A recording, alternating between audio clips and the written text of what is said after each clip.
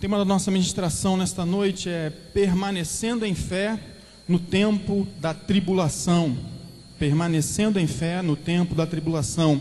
Nós vamos ver nesta noite que a chave da vitória, quando nós passamos por período de lutas, de adversidade, chama-se fé. Você pode dizer amém? A fé, ela é fundamental nesses momentos. John Stott, que é um pregador, um homem que já escreveu vários livros, ele fala acerca da fé o seguinte: ele diz que a função da fé é receber o que a graça nos oferece. Ou seja, aquilo que nós alcançamos em Deus nesta vida é pela fé. Inclusive a salvação. Lá em Efésios capítulo 2 diz que pela graça sois salvos, não é verdade? Mas mediante a quê? A fé. Ter a graça, mas não ter fé, não gera salvação. A graça tem que estar unida à fé. Então todas as coisas que nós alcançamos em Deus, aqui nesta terra, é pela fé. Por isso que a fé é a chave. É a chave que abre os tesouros da graça de Deus. E o grande problema é que às vezes nós não sabemos usar essa chave. Às vezes nós temos uma certa dificuldade de encaixar essa chave na fechadura, e aí às vezes nós não conseguimos alcançar aquilo que Deus tem para nós. E nesta noite eu quero te desafiar para que nós possamos usar corretamente essa chave tão poderosa chamada fé. Então lá em Mateus, no capítulo 14, versículo 22, diz assim, um texto bastante conhecido: logo a seguir, compeliu Jesus os discípulos a embarcar e passar adiante dele para o outro lado, enquanto ele despedia as multidões. E, despedidas as multidões, subiu ao monte a fim de orar sozinho. Caindo a tarde, lá estava ele só. Entretanto, o barco já estava longe, a muitos estádios da terra, açoitado pelas ondas, porque o vento era contrário. Na quarta vigília da noite, foi Jesus ter com eles, andando por sobre o mar. E os discípulos, ao verem-no andando sobre as águas, ficaram aterrados e exclamaram: é um fantasma. E tomados de medo, gritaram. Mas Jesus imediatamente lhes disse: tende bom ânimo, sou eu, não temais. Respondeu-lhe Pedro, disse: se és tu, Senhor, manda-me ir ter contigo por sobre as águas. E ele disse: vem. E Pedro, descendo do barco, andou por sobre as águas e foi ter com Jesus. Reparando, porém, na força do vento, teve medo e, começando a submergir, gritou: salva-me, Senhor. E, prontamente, Jesus, estendendo a mão, tomou-lhe e lhe disse: homem de pequena fé, por que duvidaste?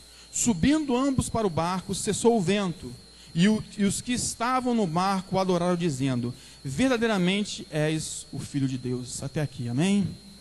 Amados, esse texto que nós acabamos de ler no versículo 22, ele inicia-se, na verdade, com uma expressão que diz assim: logo a seguir. Na verdade, essa expressão logo a seguir, ela vai se referir a uma passagem anterior a essa que nós acabamos de ler, a um evento que aconteceu anteriormente a esse que nós relatamos, que é justamente a multiplicação dos pães e peixes. Aqui no versículo 13 desse capítulo traz essa narrativa. Se nós formos ver lá nessa narrativa, Jesus vai para um lugar deserto, às margens do mar da Galileia, e lá quando ele chega com seus discípulos, numerosa multidão chega até ele, e ele começa a pregar para aquelas multidões, e aí ele começa a curar enfermos, e aí no finalzinho da tarde, ao entardecer, os discípulos chegam para Jesus e falam: olha, o local que nós estamos aqui é deserto, nós não temos o que dar para comer para esse povo, então despede esse povo para eles irem embora. E Jesus vira para aqueles discípulos e fala: dá-lhe de comer vocês, para eles. E aí acontece o grande evento que é a multiplicação, né, dos pães e dos peixes. Então, quando essa expressão aqui fala do versículo 22, logo a seguir, justamente logo a seguir desse evento, ele diz assim: compeliu Jesus os discípulos a embarcar e passar adiante dele para outro lado, enquanto ele despedia as multidões. Na minha versão fala essa expressão compeliu.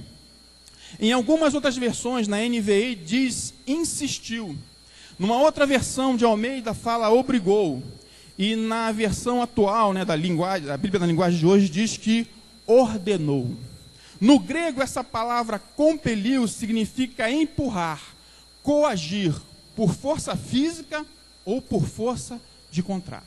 O fato é, amados, que Jesus, naquele momento, quando ele fez a multiplicação dos pães e peixes, ele imediatamente começou a despedir a multidão e imediatamente, de uma forma impositiva, autoritária, ordenou para os discípulos entrarem no barco e irem para o outro lado do mar da Galileia.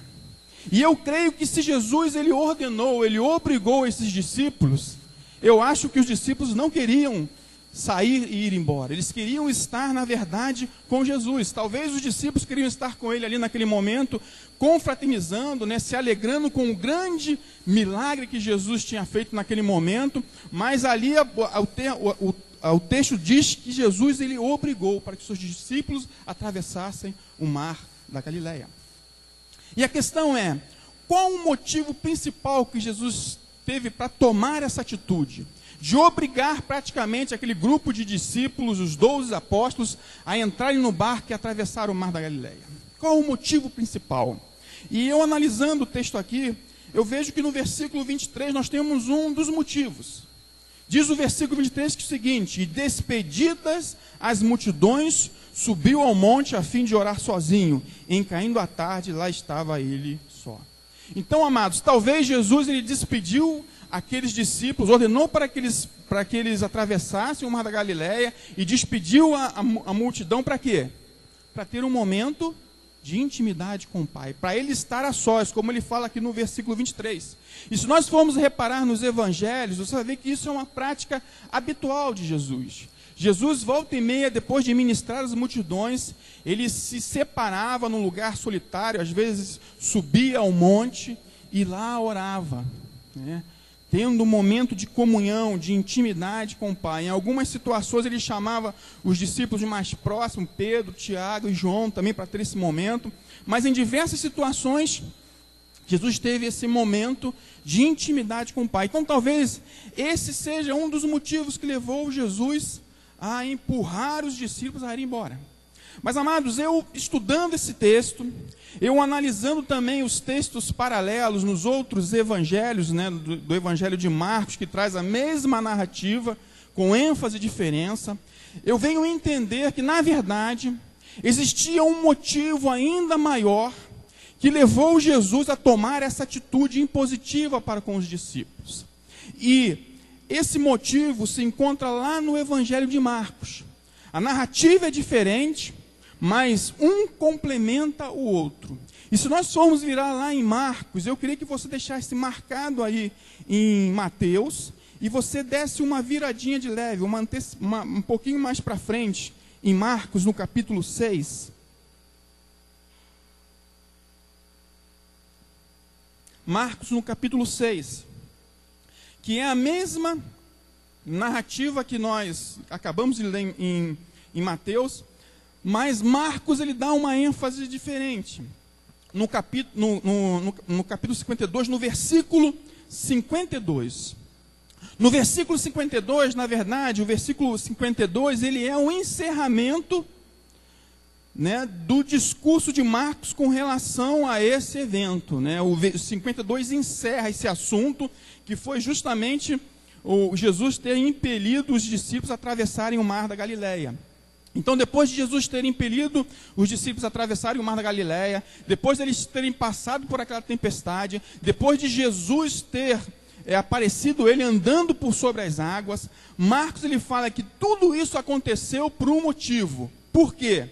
Versículo 52 diz assim: porque não haviam compreendido o milagre dos pães, antes o seu coração estava endurecido. Quem não compreendeu o milagre dos pães? Os discípulos. Quem estava com o coração endurecido? Os discípulos. Então Marcos ele traz um entendimento maior acerca do porquê daquela atitude de Jesus, porque Jesus os levou para atravessar, porque Jesus, na verdade, amados, ele queria tratar com a dureza do coração daqueles homens. Ele queria trabalhar no coração daqueles homens. E aí, quando nós vemos essa passagem de Marcos, aí nós caímos em um outro ponto de interrogação. O que na verdade Marcos está falando isso? Dureza de coração. Como assim eles não entenderam o milagre da multiplicação dos pães? O que se passava na mente daqueles discípulos? E para a gente poder entender, né, essa passagem de Marcos, nós temos que voltar naquele contexto histórico do povo judeu daquela época, para a gente poder entender a dureza do coração deles. Naquela época, naquele momento em que Jesus estava ali, havia um anseio no coração de todo judeu. Todo judeu que vivia naquela época tinha um anseio, tinha um desejo no coração. E o desejo do coração do judeu naquela época era ver a sua nação independente. Era ver a sua nação livre do domínio do Império Romano. Os judeus naquele período, eles tinham essa expectativa, esse anseio de ver novamente Israel reconhecido como nação, não como uma nação dominada. E se nós formos ver a história de Israel, nós vamos ver que o último grande momento que Israel teve foi na época de Salomão.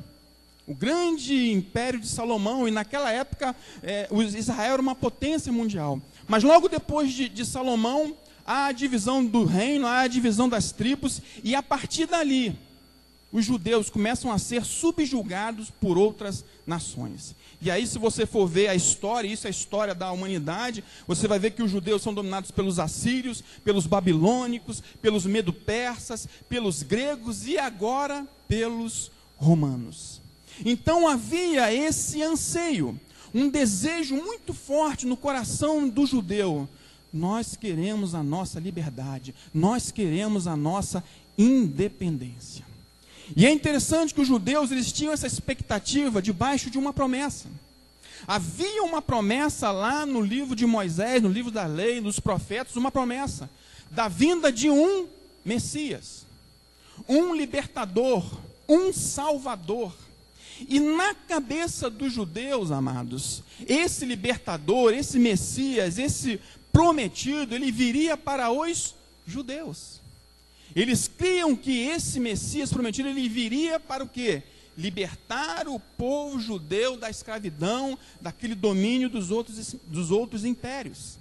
E quando Jesus entra no contexto daquela sociedade, quando Jesus começa a fazer os milagres, as curas e tudo, o povo judeu, os judeus olharam para Jesus e falaram: esse é o homem, esse é o cara, esse é aquele que nos vai libertar desse governo, esse vai nos levar a uma posição de destaque, de autoridade perante todas as nações. Os judeus, na verdade, eles entendiam que o ministério, o império, né, o governo de Jesus seria um governo que? Natural. E por mais que Jesus falasse que o reino dele não era um reino natural, era um reino espiritual, essa expectativa continuava no coração dos judeus. Jesus falou: olha, eu vim não para o quê? Ser servido, mas para servir e dar a minha vida em resgate de muitos. Jesus tinha esse discurso falando para eles: ó, vocês têm que amar os seus inimigos, vocês têm que orar por aqueles que vos perseguem. Mas embora Jesus continuasse falando, os discípulos não conseguiam entender isso, não conseguiam discernir do que Jesus realmente estava falando, de um reino espiritual, de algo que estava muito mais além da questão natural que ele estava vivenciando.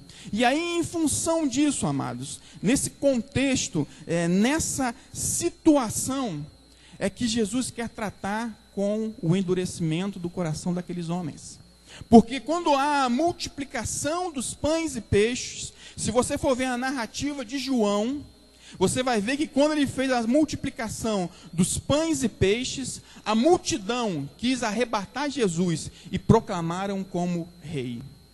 E aí Jesus imediatamente rejeita esse rótulo, porque ele sabia que não era chegada a hora dele, que ele teria que morrer na cruz. Mas quando os discípulos veem isso, os corações deles o quê?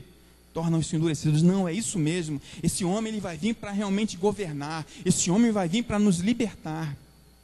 E aí você vê na história, no contexto entre os próprios discípulos, em passagens, eles falando de quem era, discutindo de quem era dentre eles o maior. E aí você vê Tiago e João chamando Jesus num cantinho e perguntando, falando para o mestre: mestre, queremos que o Senhor nos conceda uma coisa. Aí Jesus fala: o que você quer? Nós queremos que na tua glória nos assentemos, um à tua direita e outro à tua esquerda. Ou seja, um queria ser o ministro da fazenda e o outro queria ser o ministro do planejamento. Eles queriam o quê? Poder. Um poder natural. Então é nesse contexto, amados, que Jesus ele quer trabalhar nesses corações endurecidos. E aí, em função desse coração endurecido, Jesus deliberadamente, premeditadamente, ele envia aqueles homens para a tempestade. Jesus sabia, amados, do que iria acontecer lá no meio do mar da Galileia. E ele envia aqueles homens para aquela tempestade para tratar com a dureza do coração deles. Jesus olha para aqueles discípulos e fala: eles ainda não entenderam. Eles ainda não discerniram o que realmente é o meu reino. E em função disso, eu os levarei a ter uma experiência no meio da tempestade, no meio da adversidade. Se você entendeu, diga amém. Então é esse o contexto. E amados, trazendo para os nossos dias, trazendo para nós um ensino muito prático que eu vejo nessa situação aqui, quando Jesus leva eles premeditadamente, deliberadamente, na tempestade, para tratar com a dureza do coração, para tratar com coisas que precisavam ser liberadas. Eu creio, amados, que períodos de tempestades na nossa vida revelam as áreas que Deus quer tratar em nós. Se você crê nisso, diga amém. Quando nós passamos por problemas, quando nós passamos por lutas, quando nós passamos por adversidades, a nossa tendência natural é olhar apenas para o problema. E nós queremos ser o quê? Livres do problema. Mas a grande questão, amado, que por trás daquela situação, Deus quer trabalhar em nós. Deus quer trabalhar no nosso coração. Deus quer nos quebrantar. Deus quer nos moldar. E aí, nós vamos ter vitória na dificuldade, na tempestade? Vamos ter, amém? Nós vamos ter. Mas além desta vitória, Deus irá fortalecer a sua vida. Deus irá trabalhar em áreas frágeis. Ou seja, você, além da vitória na dificuldade, você irá sair como um crente melhor. Se você crê nisso, diga amém. Você sairá melhor, meu querido. Você irá enfrentar a dificuldade, a adversidade, a provação, mas dentro desse processo, Deus moldará o seu caráter. Porque para nós, o mais interessante é sair da provação. Mas para Deus, o melhor é tratar com o nosso caráter. É tratar com o nosso interior. É tratar com as nossas debilidades, com as nossas fraquezas, com as nossas imperfeições. Então, amados, tempo de luta, tempo de tempestade, é tempo de nós nos quebrantarmos na presença do Senhor e falar: Deus, o que o Senhor quer trabalhar na minha vida? Quais são as áreas que eu preciso realmente me quebrantar? Deixar o Senhor trabalhar, me moldar. E aí a vitória vai ser completa, aleluia. A vitória vai ser bendita. Lá em Romanos, no capítulo 8, uma passagem que até o Júnior leu aqui, fala, né, daquela passagem de Paulo falando: quem nos separará do amor de Deus? Aí ele fala: será tribulação, será angústia, será perseguição, será fome, perigo, nudez. Ele vai relatando uma série de coisas. E lá na frente ele fala: porém, sobre todas essas coisas, nós somos o quê? Mais do que vencedores, aleluia. Mais do que vencedores. Sabe o que significa, amados? Que você vai passar pela provação, você vai ter vitória e você vai sair dessa situação como o melhor crente, aleluia. Você vai obter a vitória, e muito mais do que a vitória, Deus vai tratar na sua vida, e você vai ser o melhor crente. Você vai ser um crente mais fervoroso. Você vai ser mais um crente sedento da presença de Deus. É isso que Deus quer trabalhar em nós através das tempestades. É difícil? Não é fácil. Mas é necessário para o nosso crescimento, é necessário para o nosso amadurecimento. E Jesus, ele faz justamente isso com os discípulos. Jesus olha para os discípulos, esses caras não estão entendendo nada. E eu vou levá-lo eles no local. E eu vou trabalhar na situação. E aí no versículo 23, dá uma olhadinha, volta lá em Mateus. Diz lá no versículo 23. E despedidas as multidões, subiu ao monte, a fim de orar sozinho. E caindo a tarde, lá estava ele só. Jesus teve um momento a sós com o Pai ali.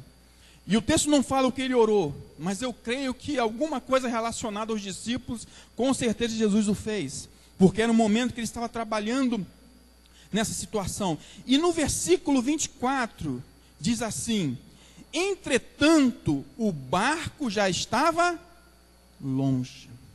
Enquanto Jesus já tinha despedido da multidão, já começou a orar, o barco já estava longe, a muitos estádios da terra, açoitado pelas ondas. Enquanto Jesus orava, os discípulos já estavam passando pela provação. E amados, eu aprendo um princípio aqui. Em tempos de tempestade, de luta, é batalha espiritual. Amém? É batalha espiritual. Em tempos de tempestade, em tempos de adversidade, meu amigo, é tempo de você dobrar o seu joelho no chão e clamar pelo Deus Todo-Poderoso. É tempo de você se quebrantar na presença dele. É tempo de buscá-lo com mais ainda intensidade. É tempo do jejum, é tempo do clamor, é tempo do quebrantamento. Porque a tempestade, ela só é vencida com esses princípios. Nós vamos ver um pouquinho mais lá para frente. Então, tempo de tempestade, amado, é tempo de batalha espiritual. Você pode dizer amém?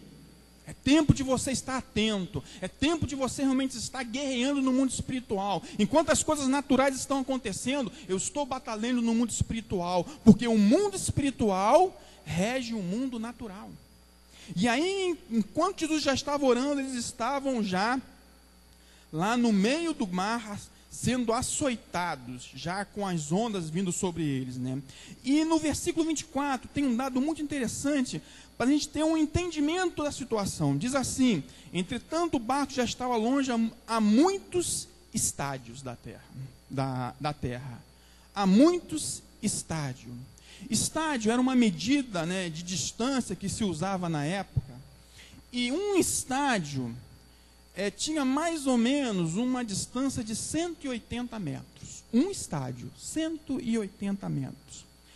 Lá em João, no capítulo 6, que é a mesma narrativa dessa passagem aqui de Mateus, traz um dado interessante. Diz que eles já estavam em torno de 25 a 30 estádios de distância da margem. Se você pegar esse valor 25 a 30, multiplicar por 180, vai dar uma distância mais ou menos de 5 a 6 quilômetros dentro do Mar da Galileia. Ou seja, nesse momento os discípulos estavam praticamente no meio do Mar da Galileia. O Mar da Galileia, que na verdade não é um mar de água salgada, apesar de se falar mar, na verdade era um grande lago também conhecido como Lago de Genezaré. Esse lago ele tem, na verdade, uma extensão de largura de mais ou menos 11 quilômetros. Então, 5 a 6 quilômetros é justamente no meio do Mar da Galileia que eles estavam. Já o quê? Açoitado pelo vento e pelas ondas. E já o quê? Escurecendo, já estava no escuro, porque Jesus, quando o despediu, já estava caindo a tarde. Então essa era a condição, no meio do Mar da Galileia, sofrendo já com os açoites das ondas. E aí no versículo 25, eu queria que você prestasse bem atenção, traz um outro dado muito interessante. Diz assim: na quarta vigília da noite, foi Jesus ter com ele andando por sobre o mar. Na quarta vigília. E aí nós temos que entender também que o sistema romano de contagem de tempo, do período da noite, dividia-se por 4 períodos, ou vigílias, como diz o texto aqui.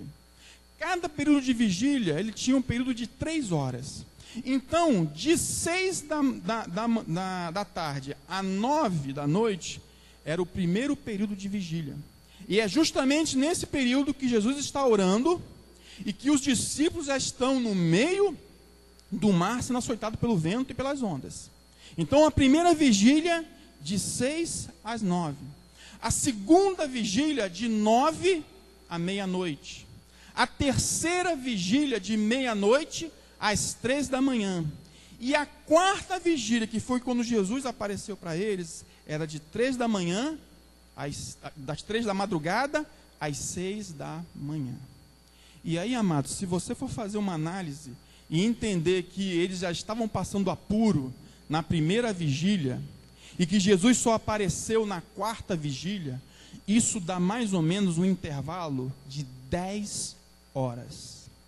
Agora você pensa, 10 horas, aqueles 12 discípulos de Jesus sendo assolado por uma tempestade, por um vento poderoso, as ondas vindo sobre ele, numa escuridão total, num breu total, e eles remando e não conseguindo sair do lugar. Você pensa uma circunstância dessa, você enfrentando por um período de 10 horas. Você pensa no desespero desses homens. E eu fico imaginando, porque eu acho que o primeiro que disse que ia morrer todo mundo foi Tomé. Porque Tomé era o mais incrédulo de todos. A Bíblia não diz. Mas provavelmente eu imagino Tomé falando, olha, não adianta, vamos morrer todo mundo aqui. Vamos morrer, não tem jeito. Porque nós estamos aqui remando, e nós não conseguimos sair do lugar.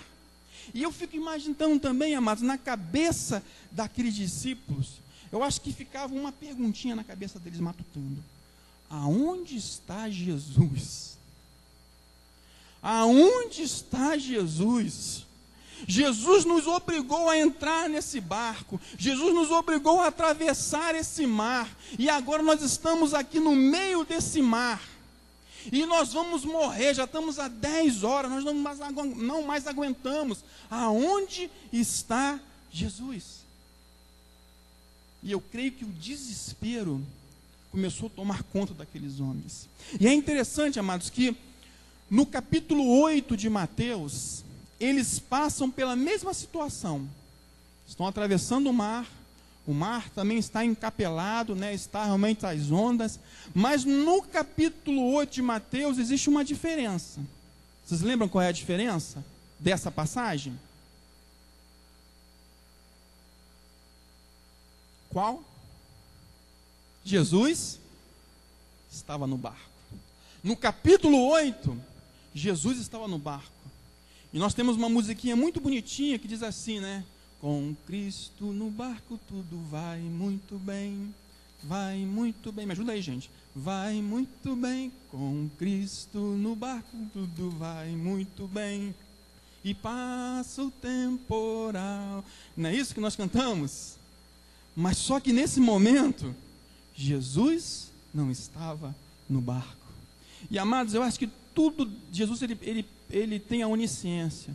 E parece que na primeira experiência, Jesus estava pensando, nessa eu estou contigo, estou com vocês. Mas na outra vocês vão estar sozinhos. E amados, eu aprendo outro princípio tremendo aqui, amados. Outra coisa que nós precisamos entender. Em períodos de tempestade, de luta, de adversidade, nem sempre nós iremos sentir a presença do Senhor. Nem sempre nós iremos sentir a presença do Senhor. Na verdade, quando nós somos assolados pela luta, pela adversidade, os sentimentos que nos sobrevêm é o quê? É de abandono. É pensar, Deus, por que eu estou passando por isso? Justamente comigo, Pai. Por quê? Então, quando nós estamos passando por um período de dificuldade, nem sempre nós vamos sentir a presença de Deus. E, na verdade, nós vamos ter esse sentimento de abandono, de angústia. E sabe o que vai te sustentar nesse período? É a sua fé, meu querido. É a sua fé. Porque eu posso não ver, eu posso não sentir, mas eu creio que Deus está comigo, aleluia. Eu posso não ver, eu posso não enxergar, eu posso não sentir, mas eu creio aqui dentro que Deus está no controle daquela situação e que nada, absolutamente nada sai da mão dele, meu querido. E é nessas circunstâncias que Deus começa a trabalhar conosco, Deus começa a trabalhar com a nossa fé. E Deus começa a mostrar que o agir dele é invisível muitas das vezes. Nem sempre, meu amado, nós vamos entender o agir de Deus, porque o agir de Deus é invisível, ele é soberano.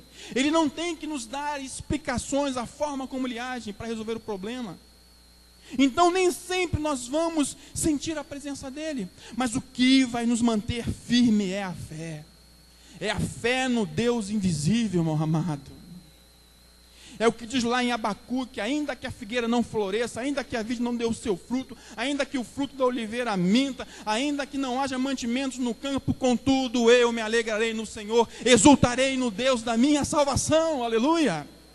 Eu exultarei, eu estarei firme, não vejo, não entendo, mas eu permaneço diante da adversidade, diante da provação. Ah, meu amado, isso é precioso demais. Nós precisamos mergulhar nesse anseio, nesse princípio fundamental, porque isso vai nos levar à vitória. Aleluia! Isso vai nos levar à vitória. E diz o texto que na quarta vigília, já no final de tudo, quando os discípulos falaram: agora não tem jeito, nós vamos morrer. E quem aparece? Jesus. Meu amado, ele não tarda. Ele aparece na hora certa, aleluia. Ele aparece na hora certa. Deus não tarda, como diz o ditado: Deus tarda, mas não falha. Não, Deus não tarda, ele aparece na hora certa, porque ele é perfeito em todas as coisas, e o agir dele nas nossas vidas é perfeito, amado. Então ele chega no momento certo, na hora certa. E aí no versículo 26 é muito interessante, diz assim: e os discípulos, ao verem-no andando sobre as águas, ficaram aterrados e exclamaram: é um fantasma, e tomados de medo gritaram. Eu fico pensando naquele bando de homens, 12 homens aterrorizados, gritando, desesperado. Ia ser uma situação até cômica. Aqueles homens gritando, desesperados, e eram homens experientes, né, no mar. Mas diz o texto que eles ficaram apavorados. E aí às vezes a gente fica achando: mas que coisa boba, né, dos discípulos, como é que você achar que é um fantasma? Mas pensa, meu querido, se você está 10 horas no mar, lutando, numa escuridão completa, e aí de repente começa a aparecer uns relâmpagos, e aí no meio do relâmpago você vê lá no longe uma figura andando por sobre as águas, o que você vai pensar? Não, é Jesus. Você não pensa não, meu querido, você pensa que é algo diferente, você pensa que é o anjo da morte que está vindo te buscar, porque a dificuldade já está grande, o desespero já está grande. Então os caras começam a olhar aquela figura vindo, e o grande problema é que dava um relâmpago que ela estava lá, dava outro relâmpago que ela vinha se aproximando, e eles falam: lascou-se, agora é realmente que acabou tudo. E eles gritam desesperados. E aí Jesus vai se aproximando, e aí Jesus fala algo tremendo no versículo 27. Mas Jesus imediatamente lhe disse: tende bom ânimo, sou eu, não temais. Fala para o irmão que está ao teu lado assim, diz para ele: não temais. Fala para ele: não temais. Não temais. Jesus, ele chega, e imediatamente é o que ele fala: olha, tende bom ânimo, não temais. E amados, essas duas coisas são fundamentais para nós alcançarmos vitória no meio da dificuldade, no meio da adversidade. Jesus, ele fala: olha, tende bom ânimo. Qual é o contrário de bom ânimo? Desânimo, né? Se você não tem bom ânimo, você tem desânimo. E por que Jesus falou isso? Porque Jesus sabe que quando nós passamos por lutas, por dificuldade, a nossa tendência é o quê? Desanimar.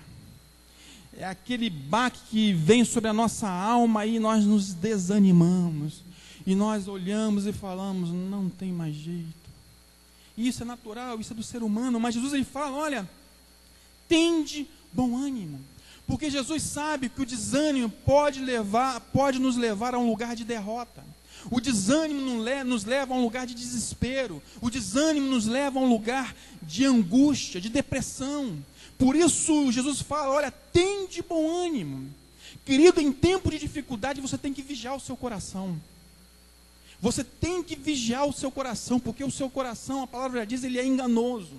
O nosso coração às vezes começa a trazer algo dentro de nós que não condiz com a realidade espiritual. E nós acabamos de embarcar nessa situação. Por isso, em tempos de luta, nós temos que estar atentos. Lembre-se que é uma batalha espiritual. E quando vier o desânimo, você em nome de Jesus repreende e fala, não, eu não vou me dobrar diante dessa dificuldade. Eu vou permanecer em Deus. Eu vou perseverar. Então, Jesus ele fala para eles, olha, tende bom ânimo, não temais. E a próxima palavra que ele fala é não temais, que é outra palavra tremenda para nós termos vitória no meio da adversidade. Alguns estudiosos já viram que essa palavra não temais aparece em torno de 360 vezes na Bíblia, desde o Antigo e no Novo Testamento. Parece que para cada dia nosso, do ano, tem uma palavra de Deus que é não temais. Não temais. Não temais, meu querido. E Jesus ele chega e fala para os discípulos, olha, não temais. E eu fico maravilhado porque a Bíblia está recheada de exemplos. Eu gosto muito de uma passagem que está lá em Marcos, no capítulo 5. Nesse capítulo fala sobre um homem que era chefe da sinagoga, chamado Jairo. E nesse texto diz que Jairo, ele se prostrou diante de Jesus e falou para Jesus, olha Jesus, a minha filha está realmente à beira da morte. Eu quero que o Senhor vá até lá, coloque a mão sobre a cabeça dela e que cure ela. E Jesus fala para Jairo, fala, olha, eu irei com você. E eles começam a andar e caminhar e ir para a casa de Jairo. Mas o problema é que quando Jesus andava no meio, né, das cidades, o que acontecia? As multidões iam atrás. E enquanto Jesus ia andando, né, com Jairo, aquela multidão vinha. E aí tem a história da mulher do fluxo hemorrágico. E a mulher do fluxo hemorrágico fura a fila. Porque ela não deixa Jesus atender primeiro a Jairo. Aquela mulher chega e se joga e toca na orla do vestido de Jesus. E instantaneamente ela é curada. E aí Jesus para e fala, quem me curou, quem me tocou? E todo mundo fala, mas Senhor, todo mundo está te tocando. Mas eu senti sair de mim virtude, poder. E eu fico imaginando Jairo. Porque enquanto Jesus está ali tratando com aquela mulher, Jairo estava lá desesperado. Jesus, está bom, vamos embora. A minha filha está lá quase morrendo, vamos embora, Jesus. E Jesus está lá tratando com aquela mulher. Jesus fala, olha, vai-te em paz, né? A tua fé te salvou. Mas enquanto Jesus está falando isso, chegam o pessoal da casa de Jairo. E o pessoal da casa de Jairo chega com uma notícia avassaladora. Ele fala assim, olha, por que importunas o mestre? A sua filha já morreu. E aquilo, eu fico pensando no coração de um pai, aquilo rasgou o coração de Jairo. Mas Jesus, diz o texto lá, não atentando para essa palavra que foi dada, ele falou o quê? Não temas, crê somente. Crê somente. Meu amado, Jesus olhou para Jairo e falou, Jairo, não temas, crê somente. Se o milagre era a cura, agora o milagre vai ser ressuscitar o morto, aleluia. Para Deus não há impossíveis, meu amado. E Jesus fala, olha, é só você crer, é só você permanecer, que nós iremos realmente estabelecer um milagre na vida. E o que acontece? Jesus vai lá na casa de Jairo e ressuscita a filha dele. Amados, para Deus não há impossível. Você pode dizer amém? Para Deus não há impossível, nós servimos ao Deus do impossível. Não há limites, não há limites. O limite está na nossa incredulidade. Não há limites para Deus, meu amado. Jesus fala então para aquele homem, não temas, crê somente. Sabe, amados, Deus ele vai ser do tamanho da sua fé. Você pode dizer amém? Deus vai ser do tamanho da sua fé. O tamanho do seu Deus é do tamanho da sua fé. Você sabia disso? É por isso que existe graus de diferenças, de experiências de pessoas para pessoas. Porque, amados, fé não é uma tentativa.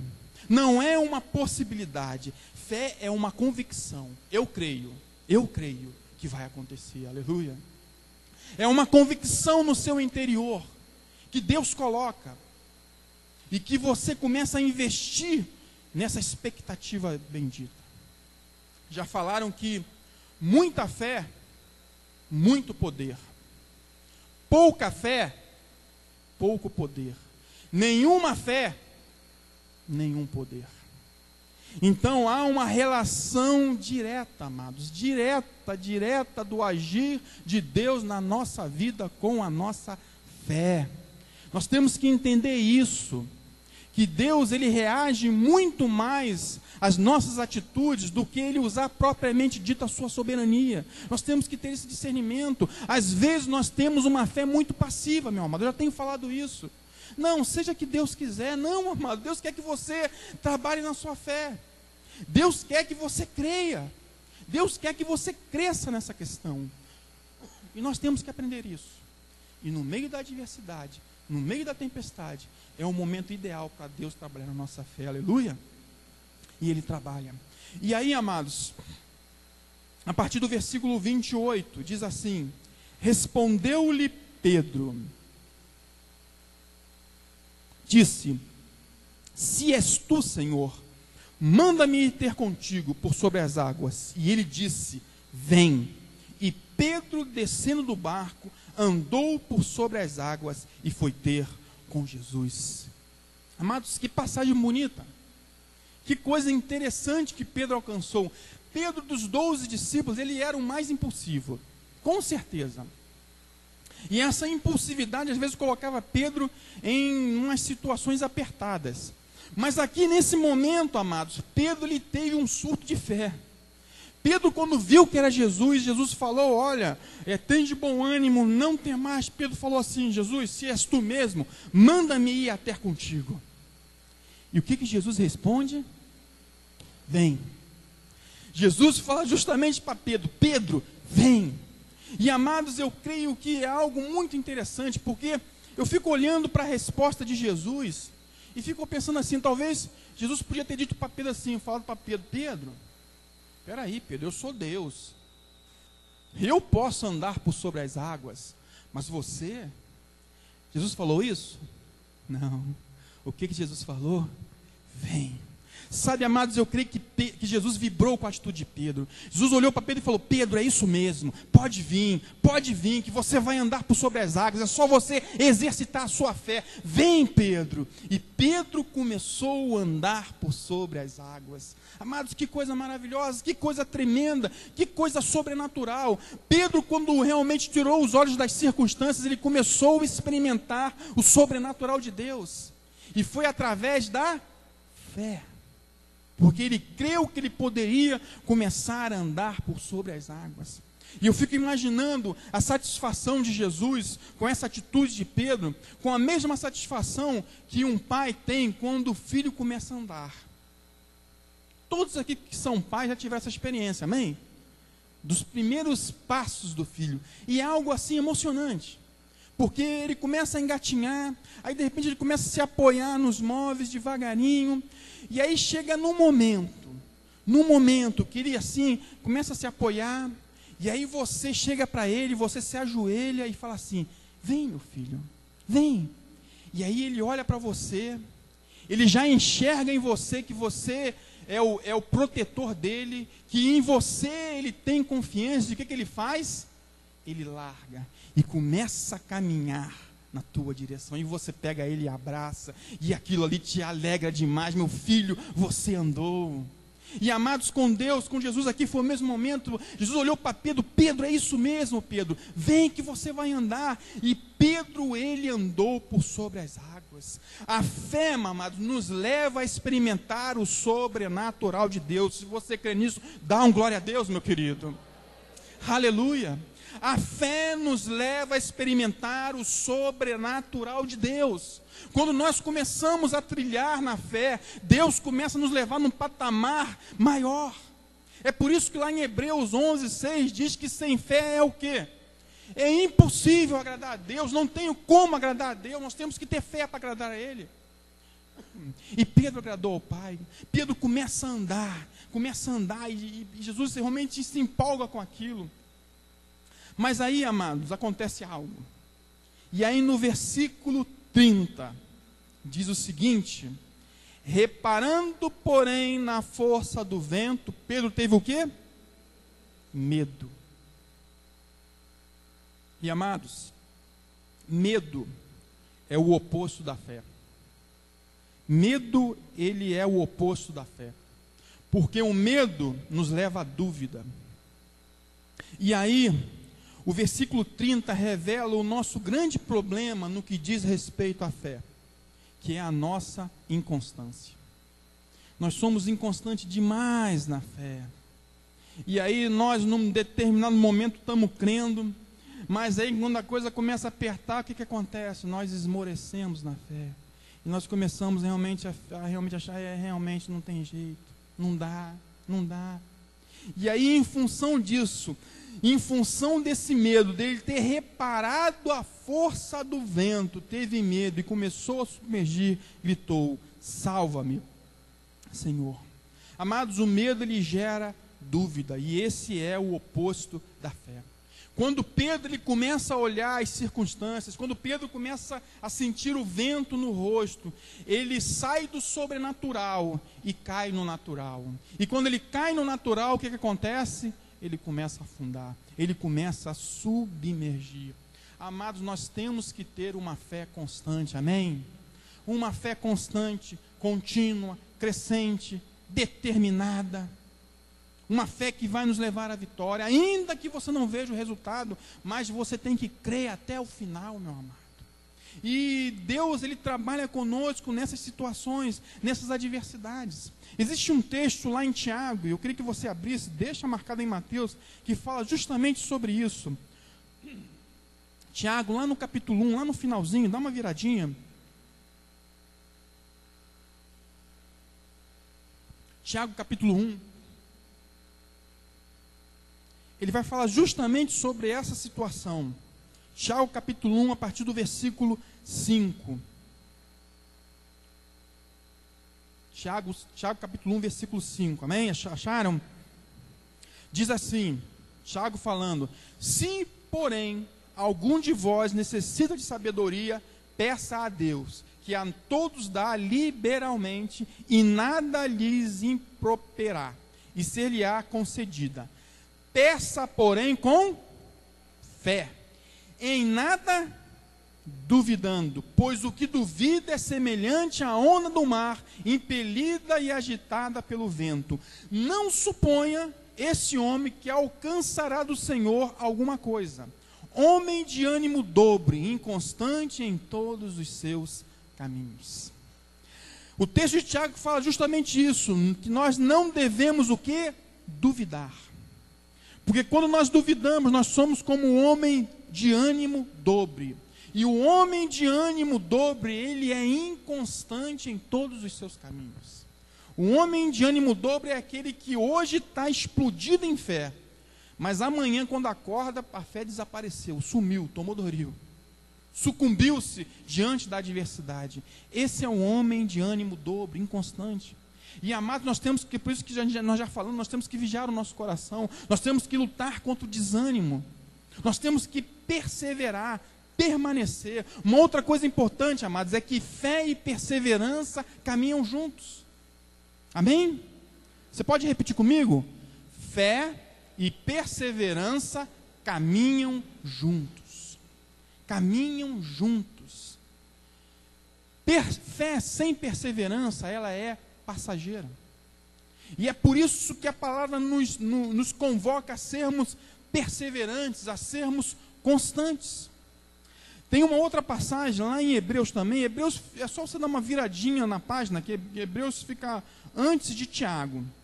Então dá uma viradinha em Hebreus, que fala justamente sobre a questão importante da perseverança. Hebreus capítulo 10, versículo 35.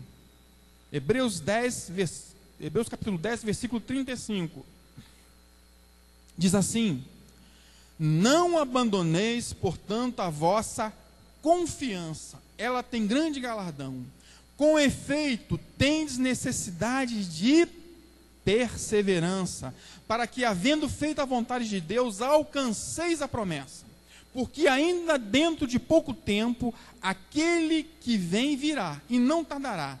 Todavia, o meu justo viverá pela fé. Se você é justo, diga amém. Porque o justo viverá pela fé. E se retroceder, nele não se compraz a minha alma. Nós, porém, não somos dos que retrocedem para a perdição. Somos, entretanto, da fé para a conservação da alma. Aleluia! Nós somos aqueles que permanecem. Nós somos aqueles que perseveram em fé, que não retrocedem, mas que seguem adiante, como nós cantamos, rompendo em fé. Então, amados, é isso que nós precisamos desenvolver nesta caminhada, na adversidade, na provação, na luta. E é isso que Deus quer tratar no nosso caráter nas circunstâncias adversas. É ter uma fé constante e uma fé perseverante e também crescente. De fé em fé, de glória em glória. Aleluia. E para terminar, amados, voltando lá em Mateus, dá uma viradinha de novo. Mateus,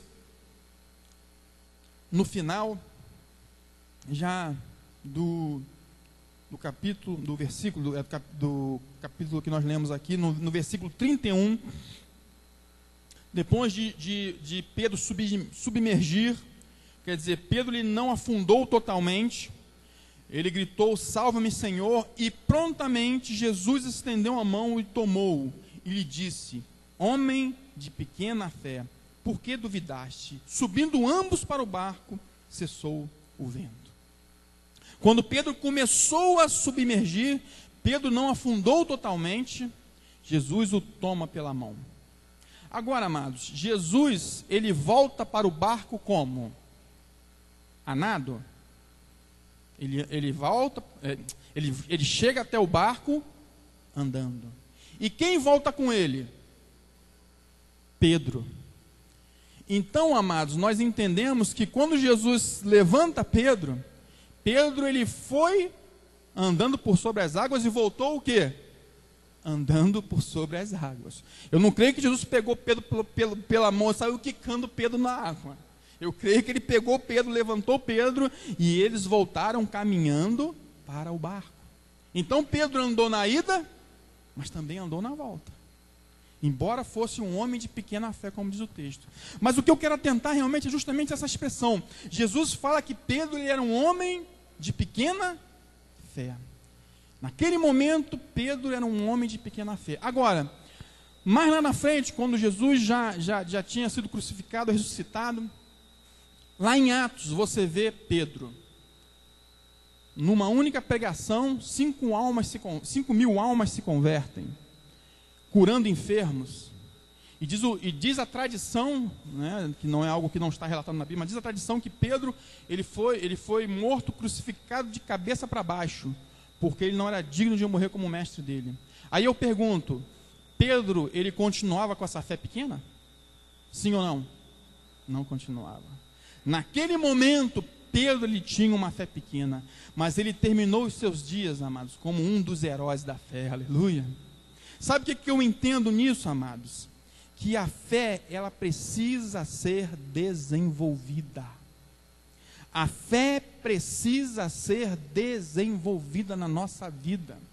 Lá em Romanos 12:3, eu não vou abrir por causa do tempo, mas em Romanos 12:3 diz que Deus repartiu uma medida de fé para cada um.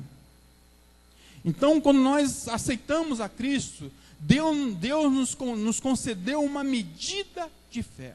Então ninguém, amados, pode dizer que não tem fé. Não é verdade? Você tem fé. Porque para você aceitar Cristo e ser salvo, e todos aqui estão salvos, aleluia, amém? Você não experimentou a salvação na sua vida, amém?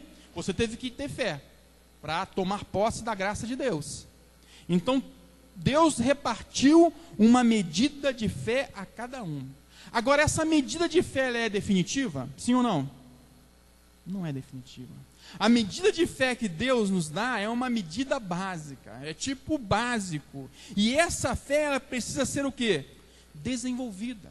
Ela precisa ser aprimorada. Ela precisa crescer na nossa vida. E sabe de quem é a responsabilidade para que essa fé cresça? Bate assim no peito. É minha. A responsabilidade da sua fé de crescer é sua, meu amado. Não adianta querer espiritualizar e falar, Deus, me conceda a fé. Não. A responsabilidade de desenvolver é sua, meu amado. E é por isso que nós temos que investir algo de mais precioso que nós temos nessa vida, que é o nosso tempo, nas coisas concernentes ao reino de Deus. Eu quero dizer para você, isso daria uma outra pregação, mas que a fé, ela é desenvolvida com uma prática diária e constante, e contínua. É uma busca diária de oração, de leitura da palavra, de você mergulhar, de você literalmente comer esse livro, de você realmente gastar tempo de joelho na presença do Pai, de você jejuar, de você buscá-lo com intensidade, de ser fervoroso de espírito, como diz a palavra, de ser fervoroso no serviço ao Senhor. Quando nós começamos a buscar a Deus com intensidade, amados, a nossa fé cresce, amém? A nossa fé começa a ser desenvolvida. Agora, se você passa o tempo todo com a sua vida, gastando tempo com coisas que não te edificam, meu amado, eu quero dizer para você que, infelizmente, a sua fé não vai crescer. Se você gasta mais tempo na frente de uma televisão, na frente de uma internet, do que se aprofundando na palavra, de buscando a Deus, eu quero dizer que você não vai experimentar o sobrenatural de Deus. E nós temos que entender isso. E o nosso grande problema é que quando nós passamos por dificuldades, por lutas, por provação, nós nos desesperamos. Por quê? Porque a nossa fé é ainda uma medida pequena.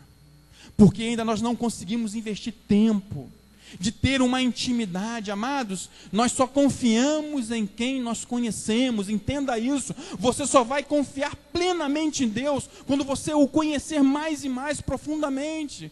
Se você está entendendo, diga amém. Então nós precisamos investir tempo no aprimoramento, no desenvolvimento da nossa fé. E aí nós vamos ver grandes coisas Deus fazendo na nossa vida, aleluia.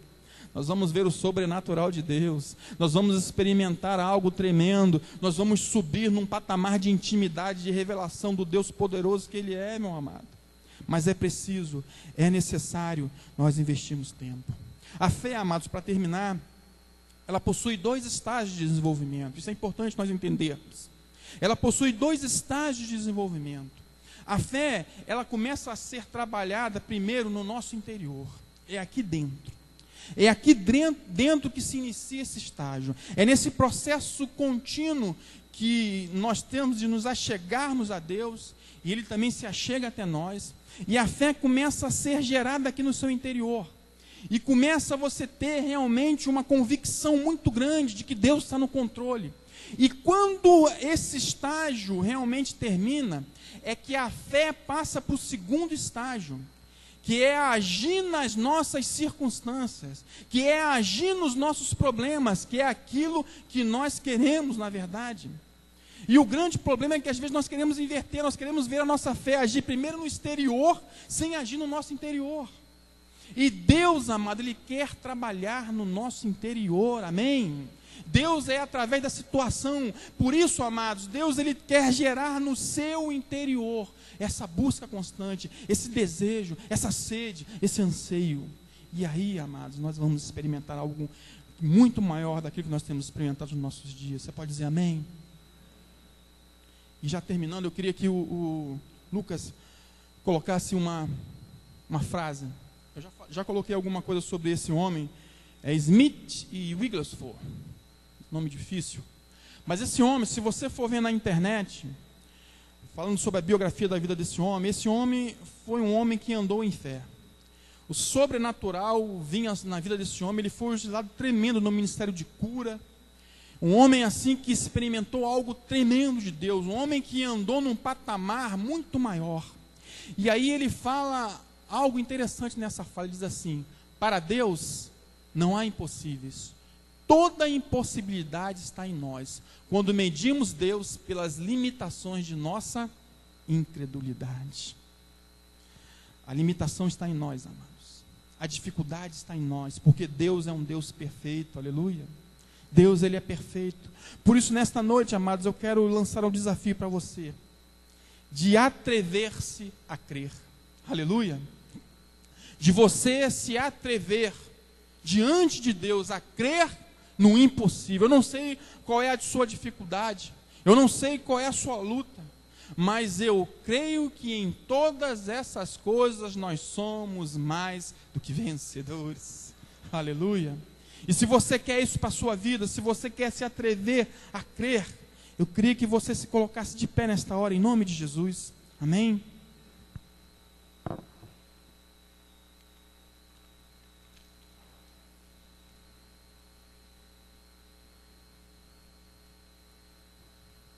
Aleluia. Amados, eu tenho passado por lutas, por dificuldades, mas Deus tem me ensinado a confiar nele.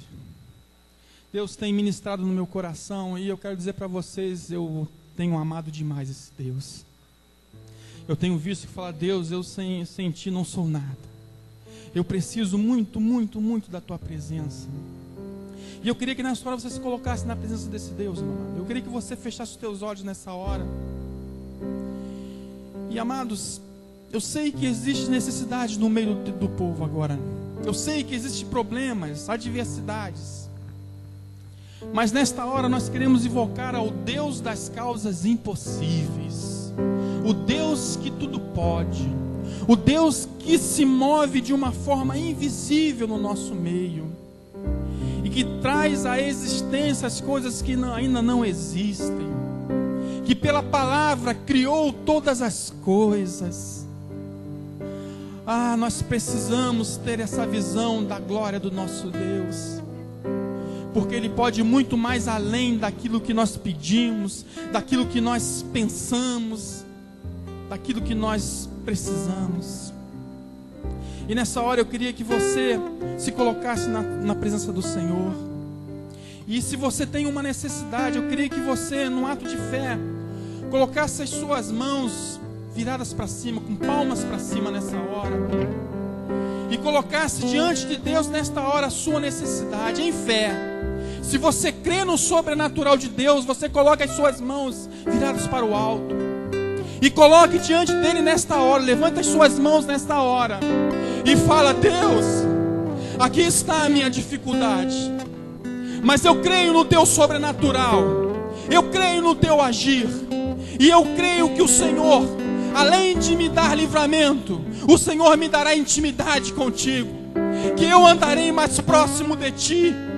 Que eu o amarei de uma forma muito maior do que eu tenho te amado.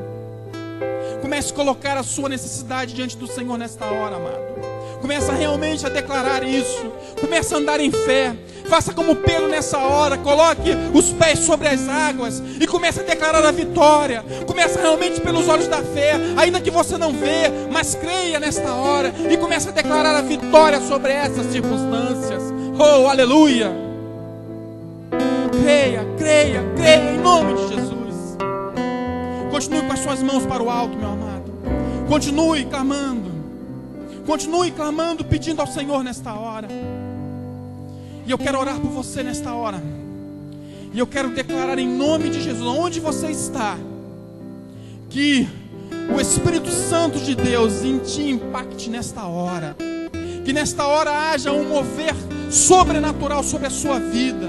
E que você vá sair daqui revestido com uma nova visão, com um maior desejo de conhecer esse Deus poderoso. Pai, nós nesta hora sabemos e entendemos que sem ti nada somos.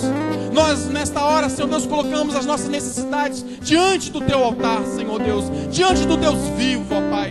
e te pedimos pela tua misericórdia, ó Pai. Opera, ó Pai, opera em cada necessidade, opera em cada situação, opera em cada circunstância, Senhor Deus. Move-se de uma forma poderosa em nosso meio nesta hora, Senhor Deus. Ah, Pai, a necessidade de cada um nós colocamos nesta hora, Senhor Deus. A cada petição, a cada palavra declarada neste local, ó Pai. Ah, Deus, que o Senhor possa estar agindo em nosso meio de uma forma poderosa, ó Pai. E que, Deus, muito em breve, testemunhos da Tua glória venham fluir em nosso meio, Senhor Deus. Que testemunhos, Senhor Deus, o Deus vivo que opera, Senhor Deus, possa realmente acontecer em nosso meio, Senhor Deus. E nós colocamos a nossa necessidade, nós colocamos a nossa adversidade, nós colocamos a nossa luta diante da Tua presença.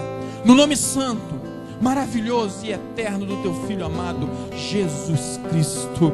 Aleluia, aleluia. Dá uma forte aplauso por Senhor nesta hora, meu querido.